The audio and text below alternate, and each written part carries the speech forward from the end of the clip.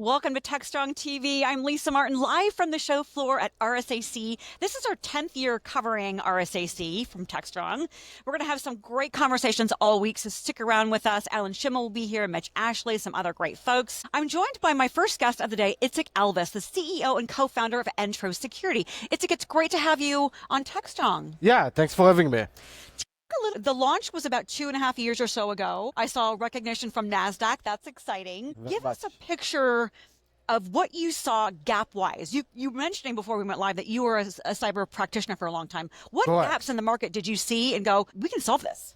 Yeah, so Entro is a non-human identity lifecycle management company. We're helping organizations to protect their non-human identities like service accounts, API keys, and so forth. So prior to Entro, I was responsible for the internal security at Microsoft. Prior to that, I was a CISO for an healthcare services company. I was possibly breached a few times by non-human identities. Yeah, so that's what led me to start Entro. So yeah, the main problem we're seeing in the industry is that usually developers are the ones who are creating, permissioning using those non-human identities, and they also scatter them around, like committing them into code and sending them over Slack and so forth. And the main problem we're seeing is that security teams don't really know how many non-human identities they have and where they are. Devs are working on their own without security involvement? With no security oversight whatsoever. Wow. So you came on and said, we can help. So are you bringing the developers and the security folks together? Is that kind of one of the main things that you were facilitating? Letting development do what development are doing best, which is develop fast and enable the business. But we're an overlay platform that finds all of those non-human identities and then gather them, doing risk assessment, abnormal behaviors around them, and basically giving visibility and risk assessment to security teams while we're not touching anything the development teams are doing. So completely out of band. Okay, excellent. That's a great collaborative environment, which is exactly. It's essential these days. It's not even a nice to have, it's essential. Talk a little bit about non-human identities. What are they? What are some of the critical functions that they handle? So non-human identities, those are the credentials, if you will, that applications are using in order to access and authenticate to resources those application needs. So if you have an application that needs to use a database, they need some sort of a way to authenticate against the database, and that's the function of non-human identity, a programmatic credential, basically. So they're becoming more and more common, yet they're also opening a door from a security breach perspective. Talk a little bit about that. Yeah. What's the balance there? Currently, we're seeing that for every human identity, like human user, there's 92 times non-human identities. 92? Which is insane. That's an insane number. How do you even manage that? You're unable to manage it without any sort of platform to help you do that. Yeah. And again, because developers are the ones who are creating them and managing them or unmanaging them, security don't really have even an inventory to answer the question of how many they have and where they are. So, of course, doing risk assessment, rotating them, like resetting their passwords and so forth, those are something that organizations are really struggling to do. The visibility on it, 92 times NHIs versus humans is, I imagine we're just seeing the AI assistants are just becoming indispensable for every type of organization. How do you manage that?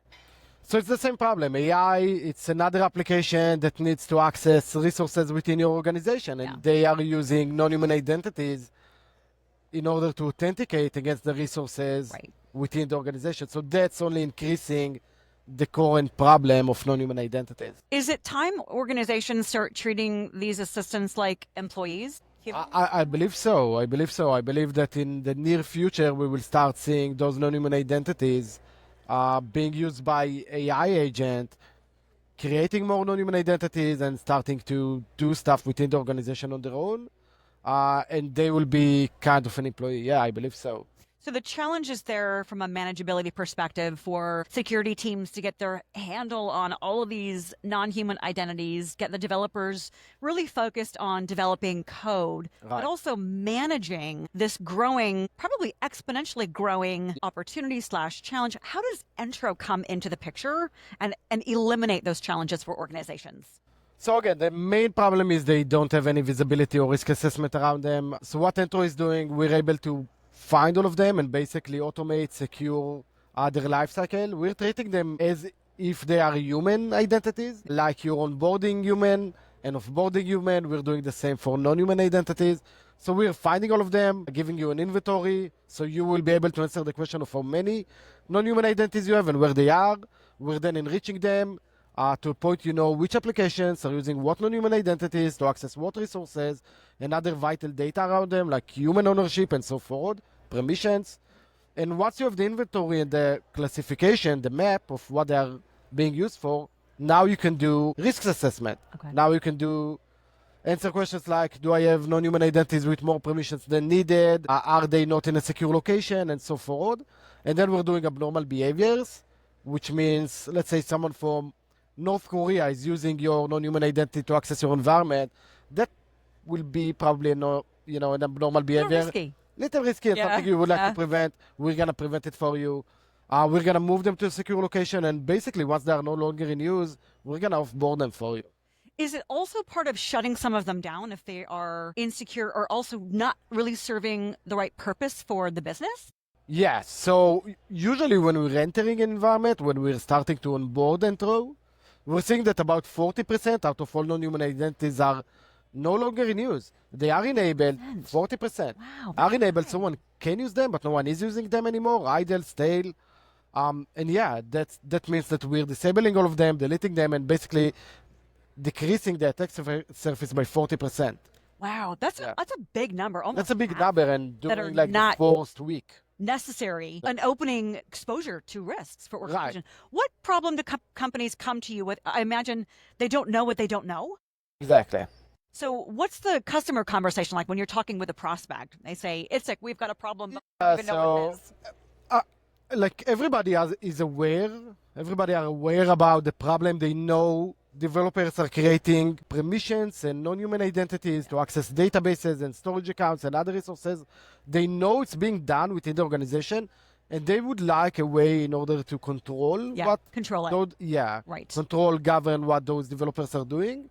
That's the main problem. Security wants to govern any identity that can access their environment and data. And is it developers that are creating these, or are there other users within organizations that are Usually also developers, mostly DevOps, like developers, DevOps, SREs, and so forth. Those are the ones who are creating them. And their objective is what? So again, those non-human identities like service accounts and so forth are being used by applications in order to authenticate against resources like database. So the objective is to enable the application to authenticate and connect to resources the application needs, like storage. Offloading that task from a developer, for example. Yes, managing that. So what is a favorite customer story of yours that you think really shines the light on why you co-founded Entro and really big reductions in these NHIs that you're helping companies achieve? What's your favorite customer story?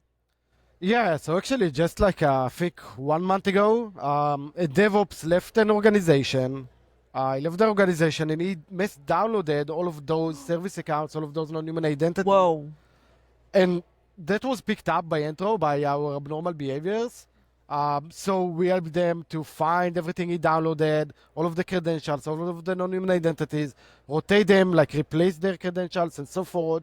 So stuff like that we keep seeing, really giving me and the team, the energy boost we need to continue on. And the confidence that you saw the right problem to solve for these organizations. Correct. And is this I imagine this is across industries, including government? Including government, for sure. Every organization that have internal development have non-human identities. Yeah. Yeah. And Wow. lots of them. Some of the stats you threw out were shocking, that there's a 92x multiplier NHIs versus humans. Right. And that 40% of them are either not usable or not necessary. So Usable, risk. but not in use. they're not in use. Yeah, idle. Okay. And also, by IBM cost of data breach, probably the best report in the industry, and Verizon report, the second best. Both of them are saying that non-human identities is the second most frequent attack vector and the number one most costly attack to an organization. So that's a real huge issue within the Huge issue for organizations. Wow. What are some of the things that folks here that are attending RSAC can see and learn at your booth? I know you guys are exhibiting here. Yeah, they should definitely come to the booth and understand how we're able to find all of them, how we're managing the lifecycle of them, reducing their permissions, rotating them, assigning ownership, and so forth. They should definitely stop by and see how they can fully manage and solve the non-human identity problem. What's the time frame? I should have asked you this earlier. What's the time frame by the time Entro gets into an account where you're finding all of these NHIs and getting giving the control back to the organization. Is this something that happens fairly quickly? Yeah, very quickly. Usually the onboarding takes like 15 minutes. We're able to connect like that. Wow. And then to scan for everything. Okay. So the time to value is really short. Correct. That's outstanding. What's next for the business? You're 2.5 years old. What are some of the things that we can expect on the horizon? Anything on the roadmap you can share with us?